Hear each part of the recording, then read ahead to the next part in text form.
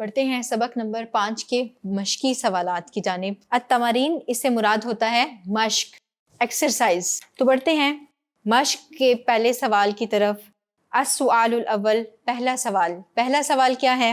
اس سبق میں مال غنیمت کی تقسیم کے بارے میں کیا حکم دیا گیا ہے؟ جیسا کہ اپنے لیکچر میں نے آپ کو بتایا کہ سورہ انفال کی پہلی آیت میں مجاہدین نے رسول اللہ صلی اللہ علیہ وسلم سے مال غنیمت کے بارے میں سوال کیا تھا، تو اللہ تعالیٰ نے اس کے جواب میں فرمایا تھا کہ مال غنیمت اللہ اور اس کے رسول کا ہے۔ پھر جب ہم رکو نمبر 5 پر آئے، یعنی سبق نمبر 5 کا ہم نے مطالعہ کیا، تو ہم نے اس میں پڑھا کہ اللہ تعالیٰ نے مال غنیمت کی تقسیم کا طریقہ رکو نمبر 5 کی آیت نمبر 41 میں بتایا ہے۔ یہ سوال آپ کو اسی آیت سے دیا گیا ہے کہ مال غنیمت کی تقسیم کے بارے میں اللہ تعالیٰ نے کیا حکم دیا ہے۔ تو جب آپ کو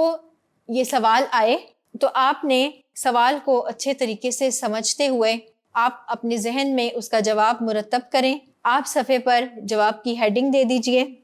اس طرح سے آپ لکھیں گے جواب۔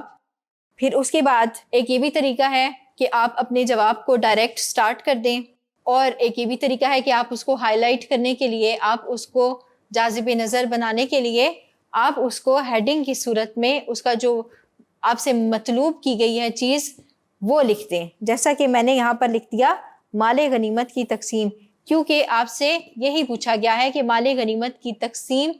کا کیا حکم ہے۔ آپ کو ایک دفعہ پھر بتاتی جاتی ہوں، اس کو میں نے ڈیٹیل کے ساتھ اپنے ویڈیو لیکچر میں بتا دیا ہے، لیکن یہاں پر میں آپ کو صرف چند نکات میں بتا دیتی ہوں تاکہ ریکال ہو جائے ایک دفعہ۔ اللہ تعالیٰ نے اس آیت میں فرمایا کہ مال غنیمت کا 5واں حصہ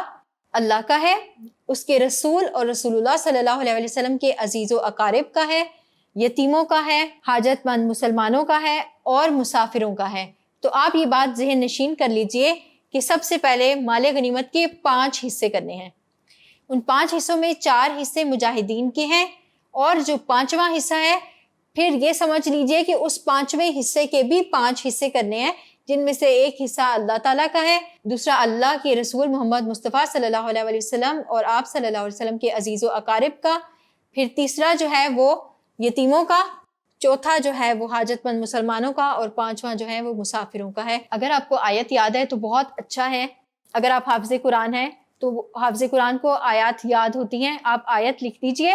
اس کے بعد آپ اس کا ترجمہ بھی لکھ دیجئے۔ لیکن اگر آپ کو نہ آیت یاد ہے نہ اس کا ترجمہ یاد ہے تو اسی طرح سے آپ 5 نکات کی صورت میں اس کو تحریر کر سکتے ہیں کہ مال غنیمت کی تقسیم اس طرح سے ہے کہ اللہ تعالیٰ نے فرمایا کہ 5 حصے ہیں، اور وہ ان کو اسی طرح سے 5 کی صورت میں اس کو ڈیوائیڈ کر کے نکات کی صورت میں 1 2 3 4 اور یہ 5، اور اس طرح سے آپ کا یہ سوال مکمل ہو جائے گا۔ امید کرتی ہوں آپ کو جواب کی اور اٹیمپٹ کرنے کے جو سٹائل ہے اس کی اچھی طرح سے سمجھ آ گئی ہوگی۔ بڑھتے ہیں اپنے دوسرے سوال کی جانب۔